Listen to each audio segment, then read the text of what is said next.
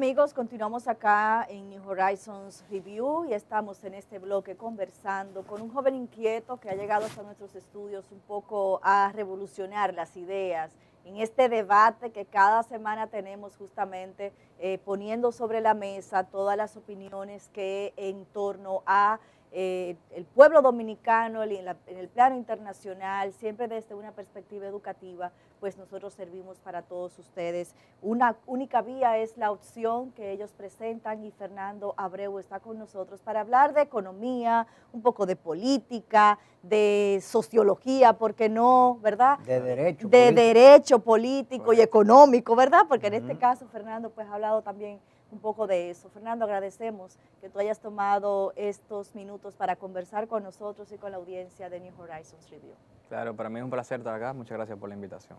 Y bueno, justamente empezar por el inicio. ¿Quién es Fernando Abreu? Defínenos única vía. Antes de empezar esta conversación te decía, ¿quiénes somos nosotros? ¿De dónde surge esta iniciativa y quiénes te acompañan?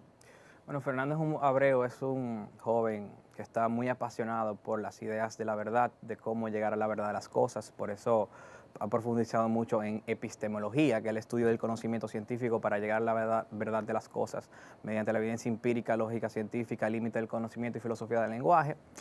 Y en ese proceso nos hemos insertado prácticamente en todas las ciencias, a estudiar todas las ciencias, de sociología, historia, economía, derecho, filosofía, moral, ética, la propia epistemología, un poco de psicología también, etcétera, etcétera, para saber cuáles son las ideas que funcionan y cómo arreglar los problemas de la nación. Y por eso fundamos el Think Tank Única Vía, que es literalmente lo que hace un think tank, promover las ideas y las políticas públicas para resolver todos los problemas de la nación, desempleo, pobreza, medio ambiente, salud, educación, etcétera, etcétera, delincuencia, etcétera, etcétera. Y por esta razón también fundamos un partido que se llama Patria Libre para llevar esto y convertir esto de la batalla cultural a una realidad electoral y poder implementar esas ideas que nosotros promovemos. Amplio esto que has definido en muy poquitos minutos. Bueno, hay poco tiempo, hay que ser eficiente. Fernando, correcto.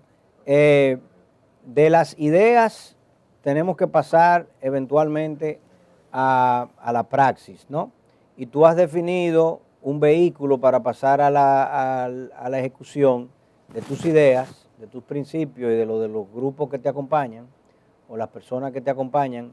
Entendemos que tú eres una de las figuras líderes de dicho grupo. El presidente, correcto. Correcto. Entonces, has definido que el mecanismo para hacerlo, así como lo definió Hitler en Mein Kampf, era a través de las elecciones.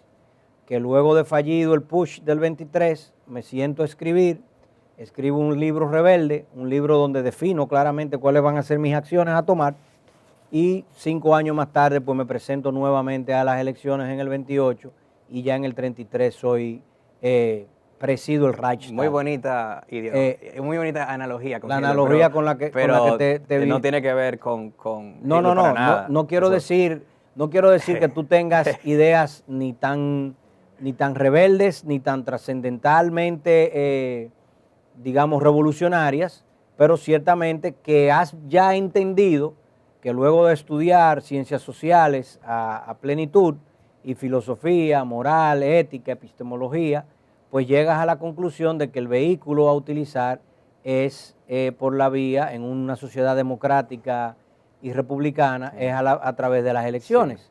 Sí. Solamente una aclaración, esa estrategia es una estrategia lógica. No la definiste tú. Es una estrategia lógica, sí, que no es exclusiva a Hitler. O sea, mucha gente que son buenas usó esa misma estrategia, no tiene que ver con la ideología. Así por ejemplo, los fundadores de Estados Unidos, muchísimos buenos políticos que ha habido en la historia, muchos padres de la patria. De hecho, incluso Duarte utilizó muchas estrategias similares, como iniciar en la cultura primero, etcétera, etcétera. Y aparte que nuestra ideología es totalmente lo contrario a Hitler, tanto en lo económico como en lo social.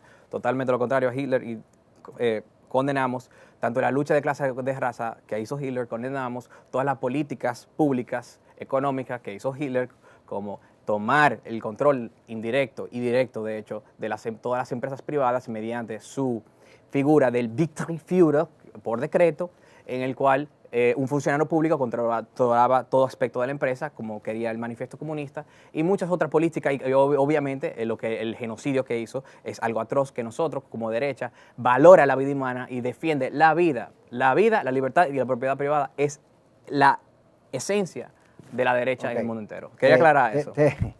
Solamente utilicé el ejemplo de Hitler, no desde el punto de vista conceptual, sino te pude haber usado, por ejemplo, el ejemplo de Chávez, que también hizo lo mismo.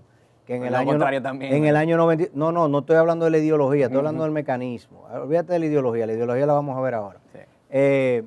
No te mencionaba padres de la patria, a Jefferson, Hamilton o a Duarte, porque un padre de la patria está fundando la estructura bajo la cual el resto del mundo va a caminar.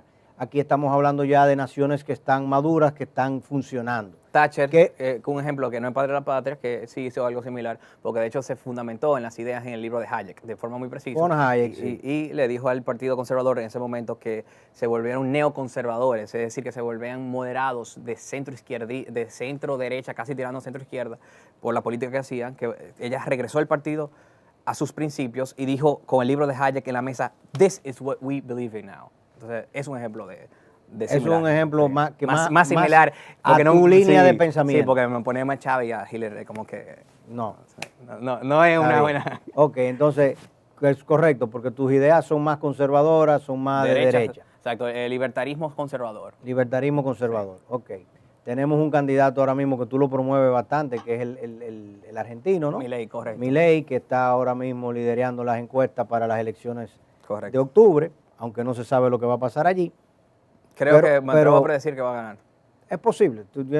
Ahora mismo tiene el carril adentro, pero la situación argentina es muy particular y bueno, no sabemos lo que va a pasar. El keynesianismo prácticamente ha matado a ese pueblo. Yo creo que es más el populismo de tu gran amigo Perón, pero ni modo. En dado caso... Amigo de forma sarcástica, yo espero, porque... Amigo de forma sarcástica, yo espero, porque... Bueno, no, fíjate. Porque Perón era totalmente contrario a nosotros en toda la política. Correcto, pero probablemente has leído mucho de él precisamente para saber cómo atacarlo. Entonces sigue siendo tu amigo, porque has dedicado mucho tiempo. O sea, que los enemigos son mis amigos. Claro, tus enemigos ideológicos...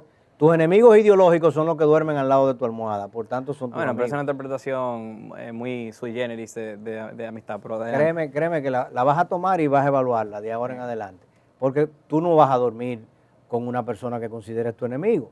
Entonces, esas son estrategias que utilizaba, por ejemplo, Maquiavelo, las 48 leyes de poder. Ahora, aunque esas estrategias pueden funcionar a corto plazo, a mí no me gusta meterme en esas estrategias de manipulación a corto plazo, porque nosotros somos muy basados en ética. Y cuando digo ética, no me refiero a una religión específica, sino ética... No, la ética y la religión son cosas diferentes. Exacto, que es la diferencia también de ética y moral. Claro. Depende de qué moral, si la moral cristiana, la moral judía, etcétera, etcétera. Sino ya como filosofía ética en sí, que no se basa en eso específicamente. Y por esa razón, nosotros, aunque eso puede funcionar... primero, por ética no lo hacemos, y segundo, como quiera no funciona a largo plazo. Puede funcionar a corto plazo, pero a largo plazo, quien engaña a las masas termina, al menos que se vuelva dictador, y eso es totalmente contrario a nosotros, pero quien engaña a la masa termina pagándolo. Entonces, en definitiva, interesante tu análisis, porque si te vas a sostener sobre principios conservadores, pero principios conservadores que puedan permanecer en el mediano y en el largo plazo, tienen que ser conservadores centristas, no pueden ser conservadores de extremo. Tienen que definir, porque tal y como tú dijiste, conservador de extremo no se sostienen, ¿correcto? Sí, hay un problema con la palabra extrema, porque para un izquierdista una palabra extrema pues tal vez significa algo que no sea realmente extremo, depende de quién lo está viendo, pero conservador autoritario es una palabra mejor dicho, autoritario sí que no. Okay. Conservador autoritario. Ahora, extremo... Pero de extremo sí. No, es que extremo no, pero lo que pasa es que lo que los izquierdistas le llaman extremo, hoy en día viene siendo, por ejemplo, que un hombre no quiera decir el pronombre a otro hombre que se autopercibe como mujer, cuando genéticamente cada célula de su cuerpo es de otro sexo. No. Entonces, es una posición que hoy... Es una posición que consideran extremo conservador. Entonces, por eso hay que tener cuidado con el uso de la palabra, y más que la izquierda ha hecho te digo, entonces, por eso yo lo defino... Sí. Es mejor decir autoritario. Una parte del conservadurismo es autoritaria. No es que sea autoritaria, la que condenamos es la que se vuelve autoritaria. Ok. Eso sí. O sea que podemos aceptar... Por ejemplo, una teocracia musulmana, totalmente en contra de eso, por ejemplo. Bien. Entonces sabemos que tenemos autoritarismo en ambos péndulos, ¿verdad? Mucho a la izquierda y mucho a la derecha. Y de hecho, el autoritarismo si te vas a mantener en ejecutorias que se van a preservar en el tiempo, debes de buscar más hacia el centro. Pero no por centro. Centro izquierda. Esa no tiene que ver con centro. No tiene que ver con centro. Que no tiene que ver con centro. ¿Cómo duro si no es del centro? No, porque el espectro no tiene que ver. Vamos a asumir entonces que vamos a durar por el éxito. El espectro no vamos a asumir que lo que nos va a hacer durar va a ser el éxito. A ver, el espectro es libertario autoritario. No tiene que ver con centro mediano, libertario, extremo. Autoritario, Sí. en la derecha. Sí, entonces uno puede ser culturalmente conservador o progresista. Correcto. O autoritario en ambos o libertario. Por eso, sí. ¿cuál fue la definición que dije al principio? Libertario conservador, es decir, que soy un culturalmente conservador, pero que respeta totalmente las libertades. Esa es la forma de ser. Pero se puede dar un conservador que sea totalmente autoritario. Pero si tú eres por ejemplo, Pinochet, si tú eres un conservador autoritario que nosotros no si estamos tú de eres acuerdo con él. culturalmente conservador, Sí, que es la actitud, okay, es los valores que tú promueves. Correcto. Pero respetas las libertades. de todo. Libertades naturales, correcto. Que no se pueden, natural, ahora que le no se puede, natural. no, porque la izquierda hace neolenguaje en todo. Entonces toma las libertades, le llama libertad a lo que ellos denominan libertad positiva, que no es libertad, que es una toma de poder. Fernando, parecería Como forzar a uno para dárselo a otro. Parecería que estamos en un juego de palabras. Sí. Es que la izquierda ha hecho todo ese... Con la izquierda, con la derecha, que el centro izquierda, que el centro derecha. Su ejercicio epistemológico ahí lo lleva. No, definitivamente. Bien. Ha hecho realmente es que no puede caer en un trampas. ejercicio profundo. Pero parecería que uno puede caerse un poco en la trampa y no entenderlo. Es que lo han hecho a propósito y por eso hay que educar mucho. Precisamente. Entonces, la naturaleza de este espacio es educar. Todo eso, rimbombante quizás, si se quiere, que tú has mencionado. Claro. La onomatopeya de todo tu discurso. ¿Cómo la llevamos en la práctica, y la operativizamos? Que el que nos está mirando Sencillo. dice, mira, toda ese plan que tú mencionaste, que prácticamente toca todos los ejes sociales, que para nadie pudiera ser un secreto, la tormenta de estos 2 días anteriores, de martes y miércoles en esta semana, nos lo desnudaron, ¿no? Con muchísimas situaciones. Mira, sí, eso está ahí al ojo público, pero realmente, ¿cuál es el análisis detrás de eso? Para que la gente diga, mira, déjame yo sentarme a escuchar a este muchacho y no marearme en el intento. Claro.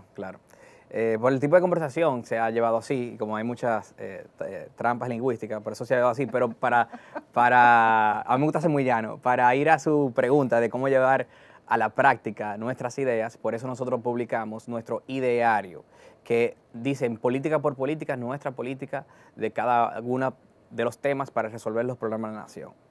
Por ejemplo, uno de nuestras principales, porque entendemos que tiene un significado transversal, es decir, que incide casi en todo otro aspecto, es la significativa reducción de impuestos que nosotros proponemos, varios impuestos, y ahí pueden ver el plan. Tú defines 2.500 tasas impositivas que existen en el país. Sí, y de hecho... ustedes documentaron. Sí, y nadie había hecho ese ejercicio. En única vía. Y nadie había hecho ese ejercicio. Estaban regadas por todos lados. Nosotros tomamos tributo por tributo y es una locura la cantidad de tributos que hay en la República Dominicana. Ya analizar este punto es definitivamente importante. Claro, entonces por eso... Supongo que va desde lo arancelario, ahí hay todo. consulares, tasas tributarias, contribuciones. Laborales, Sí. para cada uno todo de los sectores. sectores, ¿no? Todo lo que define el código tributario como tributos y el derecho tributario como tributos. Solamente en el Código Tributario. No.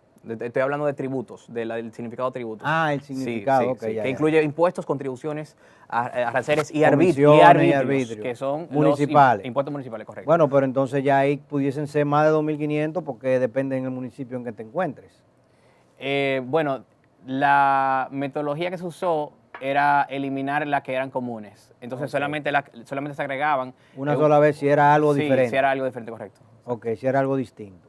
Entonces, de esos 2.500 tributos, obviamente, no hay que ser un experto para decir, caramba, si pudiésemos simplificar las cosas, sería infinitamente más fácil hacer negocio, que tú hablas mucho del doing business en República Dominicana, y si podemos hacer... Lo tenemos en el 115, una locura. Sí. si podemos hacer negocio en República Dominicana, promovemos la inversión, promovemos el empleo, la generación de empleo o de trabajo. A mí me gusta más la palabra trabajo que empleo, porque empleo me suena vago, trabajo me suena a que estoy realizando una labor que tiene cierta productividad detrás de ella. Entonces, la palabra empleo es complicada aquí en el país, lamentablemente. Employment es en general lo que debo de utilizar, pero la traducción epistemológica criolla casi siempre se va al empleo público. Pero indudablemente, si simplificamos el código tributario, simplificamos los pasos que tiene que dar una empresa, primero para ser creada y luego para el compliance, para poder sostenerse en el tiempo, pues tú estás facilitando la inversión privada, sea inversión local o sea inversión extranjera, y por vía de consecuencia vas a mejorar el Producto Interno Bruto, la demanda agregada y la producción nacional. Ahora bien, dos puntos fundamentales.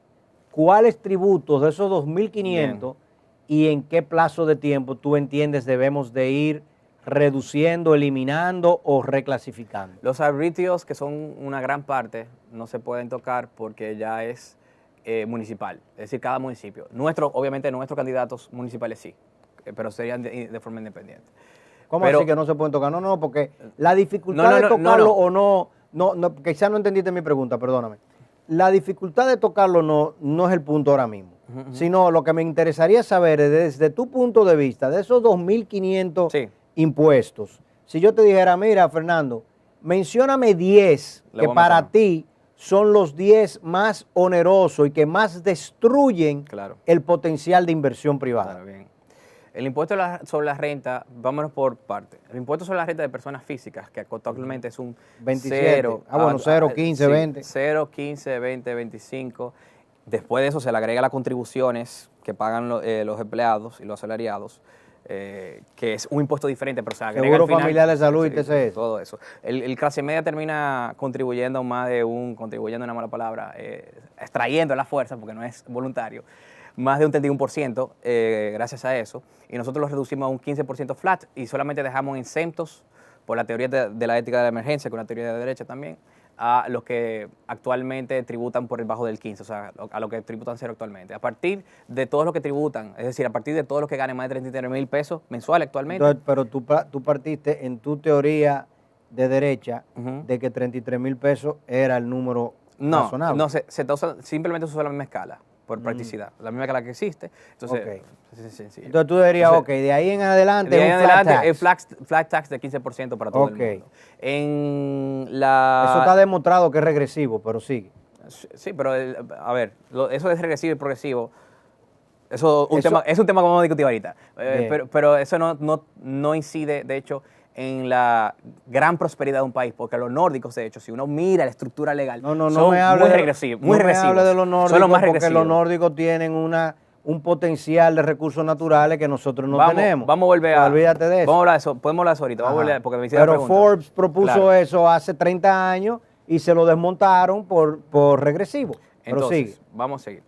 El otro impuesto sobre la renta... para la persona, perdón, porque Ana tiene razón, ahorita cuando decía que de pronto nos estamos volviendo muy teóricos y la gente no nos entiende. Para los que nos están escuchando y viendo, los impuestos típicamente tienen tres formas, estructuras. Las estructuras impositivas en un país tienen tres formas de clasificarse. Tú la puedes clasificar como progresivo, como proporcionales o como regresivos. El impuesto regresivo es un impuesto que ataca más al pobre que al rico. Por ejemplo, el ITEVIS, los impuestos al consumo, son impuestos regresivos. ¿Por qué? Porque la persona que gana 200.000 pesos mensuales va a consumir 50.000 pesos mensuales. O sea que está consumiendo el 25% de su sueldo. Y si de ese 50.000 pesos paga el 18%, solamente está pagando el 18% sobre el 25% de su ingreso. Mientras que el que gana 50.000 pesos va a gastar al mes 40.000 pesos, entonces está pagando el 80%, el ITEVIS sobre el 80% de su ingreso. Eso es un impuesto regresivo. Un impuesto progresivo es un impuesto que ataca más al rico que al pobre, que defiende más al rico que al pobre. Típicamente esos impuestos, tú tienes una tasa impositiva bajita para los ingresos bajos y más alta para los ingresos altos, y típicamente en ese tipo de esquema tú tienes un gasto social mayor que se orienta a las clases bajas, la clase media baja y la clase media media. Es decir, que el que gana 200 mil pesos no recibe bono gas, bono luz y todas estas otras cosas, sino que lo reciben son los de más abajo. Esos impuestos tienden a ser progresivos y lo proporcionales es sencillamente un flat tax, que es lo que estamos diciendo aquí. 10% para todo el mundo, no importa lo que tú ganes y lo que tú pagues, pero si es sobre los ingresos, eso se torna regresivo. Y si es sobre el consumo, también se torna regresivo. Sigue, Fernando. Sí, aunque hay algunas problemáticas con las definiciones de progresivo, de regresivo, etcétera.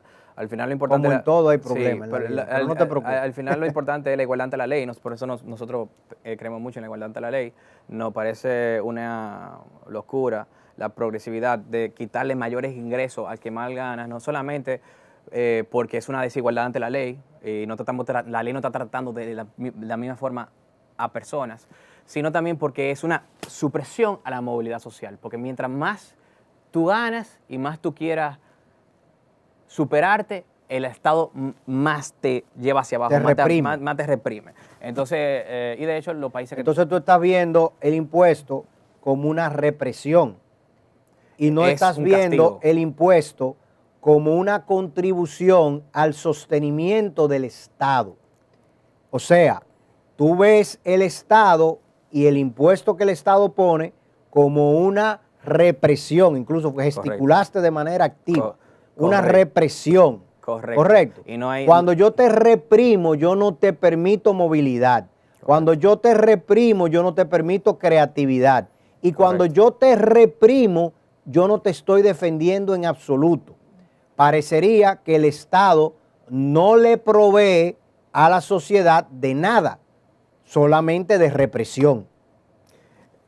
El Estado puede proveer a la sociedad para simplemente dependencia, es decir, para mantener a las personas que están en situación de una alta pobreza y de una situación crítica, lo cual la derecha utiliza la terminología de la ética de la emergencia, y por esa razón nosotros no eliminamos, por ejemplo, el derecho a la educación, los subsidios sociales, los subsidios de alimentación. ¿Y cómo lo hago sin represión? Etcétera, etcétera. ¿Cómo llego a ellos sin represión? No, por eso estoy explicando, para terminar el punto.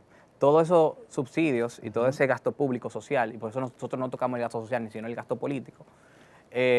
No tocamos el gasto social, sino el gasto político. Sí, es decir, el gasto político es que todo lo que excede, la sobreabundancia de los compañeritos en la nómina. Sí, y varias cosas más. Lo que excede el rol del Estado en cuanto a esa función por ética de emergencia, porque tampoco no se puede dejar a la gente morir, ¿verdad? No se puede, cuando la gente está en una situación. O sea, que yo solamente educo por emergencia. Solamente brindo salud por emergencia.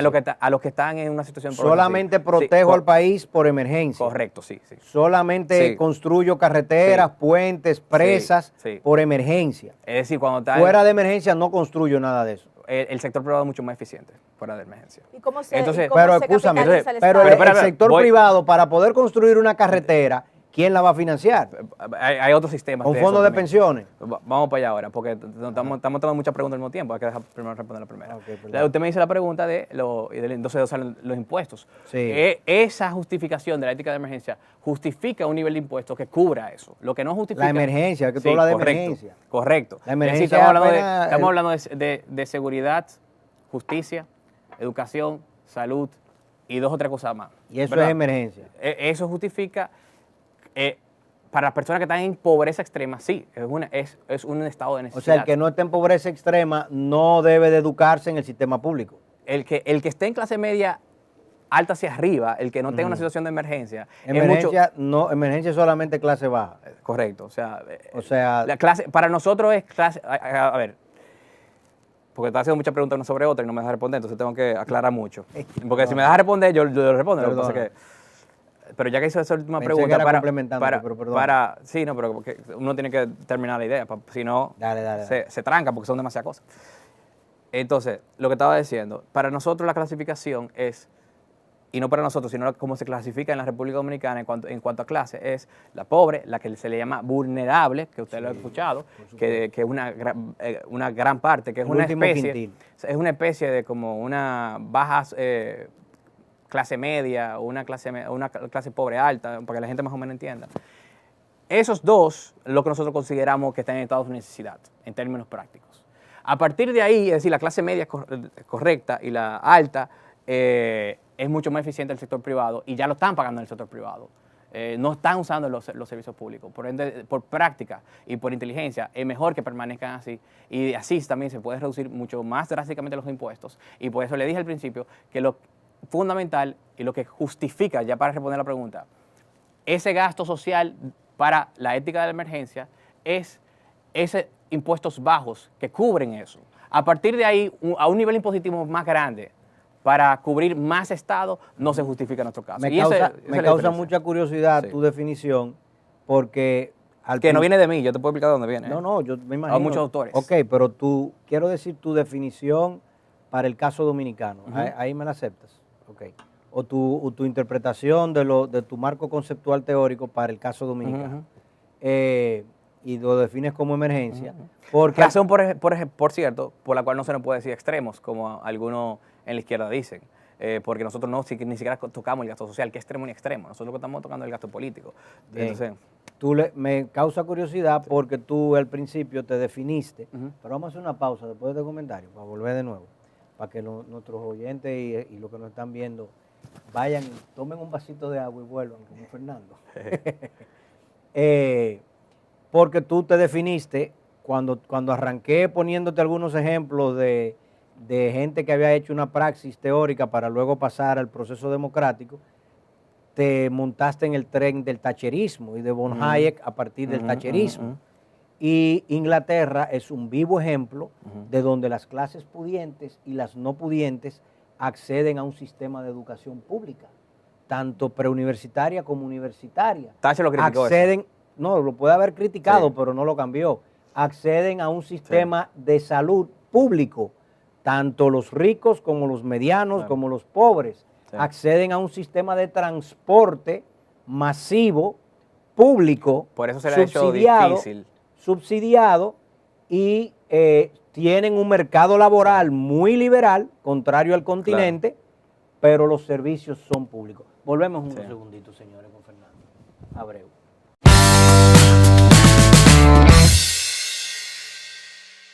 Bien, amigos, antes de la pausa, el planteamiento, Fernando, te lo dejaron ahí con esa papa caliente, se quiere decir, ¿no? Conforme a la respuesta tuya, al planteamiento tuyo, ¿no? Sobre el tema del sector privado y los subsidios y una sociedad subsidiada por el Estado de emergencia. Tu respuesta, casi un debate esto, me siento en un debate político.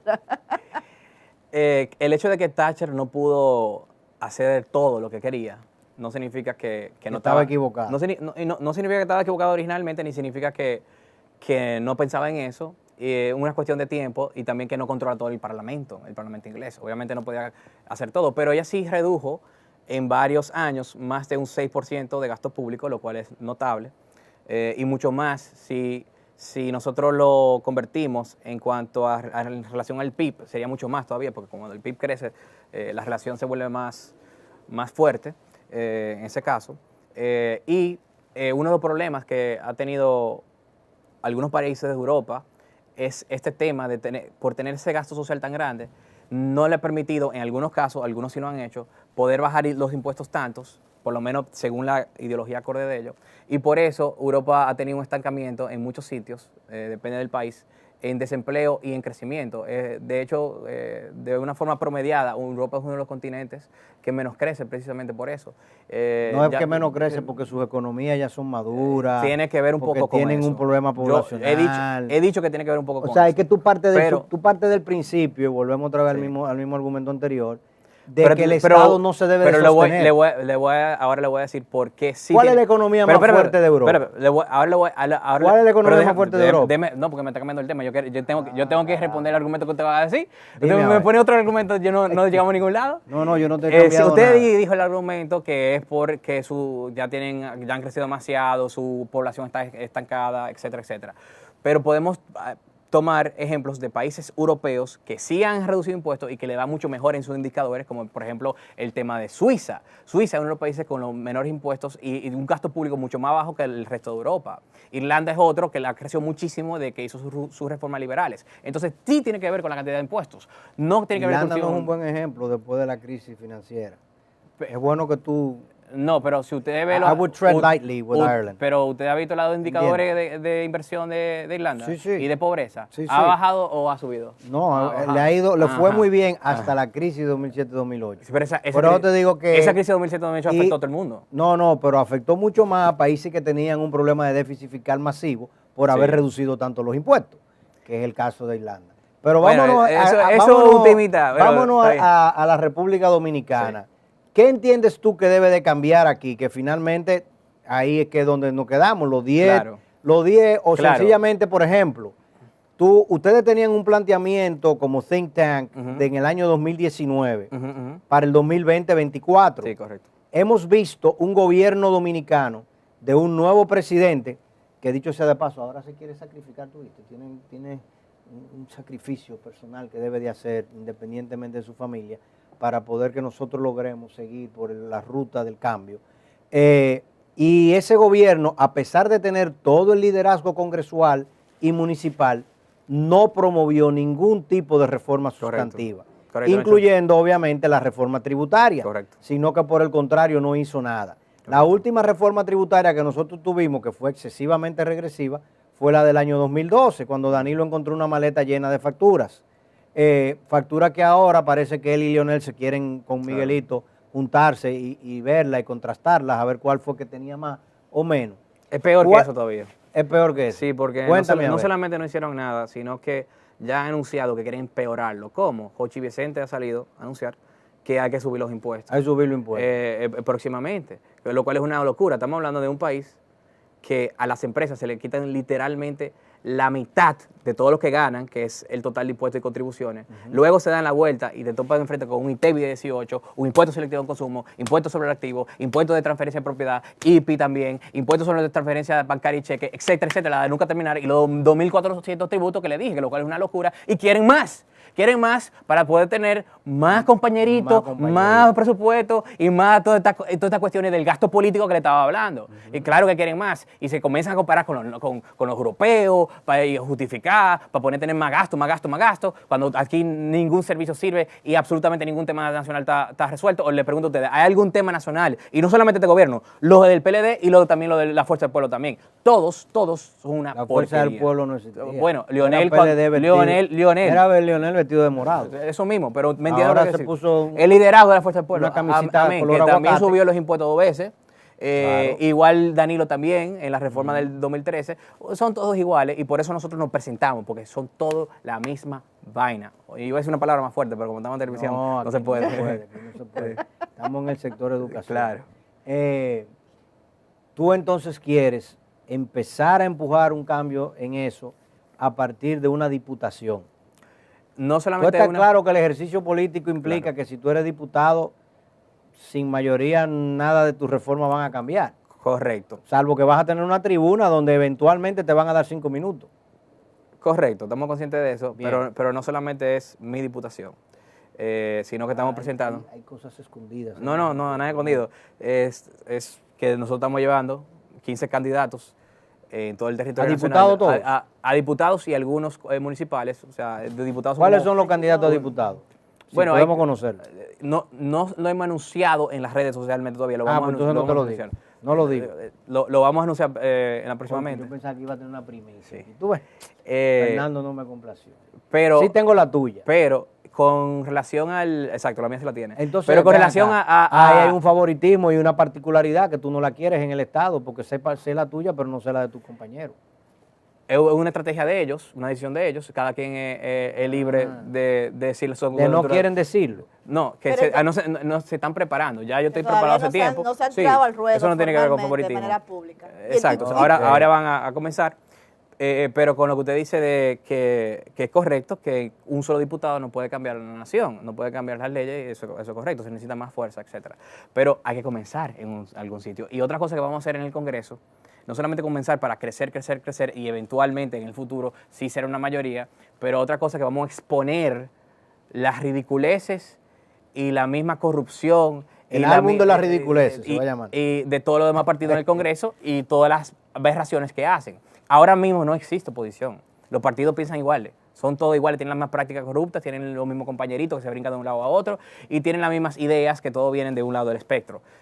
Todos piensan igual y tienen las mismas soluciones. Hablan de lo mismo exactamente en tema por tema. De hecho, nosotros hemos tomado cada tema, educación, salud, impuestos, lo que sea, y ponemos un clip de todos los presidentes de todos los partidos diciendo exactamente lo mismo. Entonces nosotros vamos a exponer esa realidad en el Congreso y van a ver finalmente lo que significa una real oposición, que no existe en la República Dominicana. Todos los congresistas piensan lo mismo. Van a tener por lo menos una persona, o gracias a Dios más de una, si entramos más, con ideas diferentes en el Congreso finalmente. Porque lo único que hay ahora mismo son algunos centro-izquierda keynesianos y una extrema izquierda como opción democrática y 2 o 3 más. Eso es lo único que hay en el Congreso. ¿Por qué tú le pusiste la etiqueta keynesiano a los centro-izquierda? Bueno, porque es que es una realidad. Es una realidad. Si creen en gasto público es keynesiano. Si quieren incrementarlo, son keynesianos. Pero hay muchos, gracias a Dios, hay algunos que se han ido del keynesianismo y según muchas declaraciones están despertando, están yendo más se han salvado del keynesianismo. Se están yendo más hacia ese lado. Y, por ejemplo, bueno, no un ejemplo de esto, pero dentro de nuestro partido y de nuestro think tank, etcétera, hay muchos economistas que son de allá de la línea Chicago y también monetaristas. Y también de austriaco. Por ejemplo, uno que incluso dio un discurso en uno de nuestros últimos Jaime eventos. Aristi cualquiera. No, Jaime Aristi es más... Jaime Aristi tiene sus dualidades, pero Jaime Aristi en los fiscales keynesianos, en los monetarios es más Chicago, tiene sus dualidades. Y no vive ambas realidades. Y no cree en los controles de precios, por lo menos. ¿Oíste, Jaime? Two-Face. Sí, no, yo se lo digo de frente. Andy más o menos tiene una mezcla... Andy tampoco es monetarista. Andy tiene una mezcla rara. Ay, sí, Miguel Seara te oye. Miguel sigue calequiano Miguel Seara sí. No, Miguel es keynesiano y calequiano que no tiene madre. Okay. Menos mal que eso está definido. Sí, eso está 100% definido. Señores, miren, lo que está definido es el tiempo que nos queda. Nada. Iba a mencionar economista, tal vez lo conoces, Osmel Brito, que da clases en la PUCA. No lo conocí. Es parte importante porque de tu grupo. Él es parte del Mont Pelerin Society, por ejemplo, que es quien fundó la institución internacional que fundó Hayek, que tuvo Friedman y tuvo muchísimos economistas de renombre. Él es parte de eso y es un economista austriaco, también tenemos austriaco, no solamente de Chicago. Y nada, con eso estaba contestando esa pregunta. Señores, entonces tenemos a Fernando Abreu por la circunscripción número 1. Única vía, que va en la circunscripción número 1 como candidato por el partido Patria Libre, vía en alianza con Generación de Servidores. Generación de Servidores. Jens, dijiste que le dicen. Jens, exacto. Como sea que le dicen. Generación de Servidores, que es del ¿cómo se dice? Bueno, el pastor Carlos Peña. Pastor Carlos Peña. Correcto. Tendremos que invitar al pastor Carlos Peña acá que venga para que nos diga cuáles son los objetivos de todo el grupo político que él está liderando, ¿no? Para estas elecciones, que como compromiso tiene que no se van a ir aliados a nadie. Eso es correcto. Bueno. Única vía es la única vía. Patria Libre es la única vía. Patria Vía es la única vía. La única vía para la prosperidad. Este año electoral definitivamente va a estar bastante pintoresco, definitivamente. 5 nuevos partidos recientemente fueron aprobados. Bueno, lo más importante que por fin viene, por 33 ya. Lo más importante es que por fin viene uno con ideología marcada de derecha, que de verdad de derecha y que no es de izquierda. Que finalmente va a haber un debate real. No, diga, tú eres más corrupto que yo, que sé yo qué, que es lo único que se debaten. Yo soy mejor que tú, o sea, es la misma vaina. Por fin va a haber un choque de ideas, que es lo que necesita la República Dominicana. ¿Cuántos años tú tienes? 33. 30 y la edad de Cristo. Bueno. Señores, esperemos que Fernando, con esa energía, pueda cumplir muchos años más, definitivamente. Vete al paso, que te va a ahogar, Fernando. No, es que es parte de mi personalidad. Te emociona. Es mi personalidad. Y a la gente le gusta así, o sea, que lo vas así. Bueno, se nos agotó el tiempo definitivamente, nos hemos ido mucho más tiempo del que teníamos planificado. Me encantó la entrevista, porque me gusta la entrevista que sean así. Yo odio la entrevista aburrida. Me gusta que me debatan, mientras me dejen hablar, que es el problema, que hay muchas preguntas sobre otra, pero si me dejan hablar, mira, no hay problema. Me pueden invitar muchísimo. Si te dejan hablar 2 horas. Gracias a todos ustedes que han estado con nosotros esta noche. Esperamos ver a todos los de Única Vía conectados el domingo a las 9 de la noche. Bueno, definitivamente. Gracias por haber estado con nosotros. Gracias, Fernando.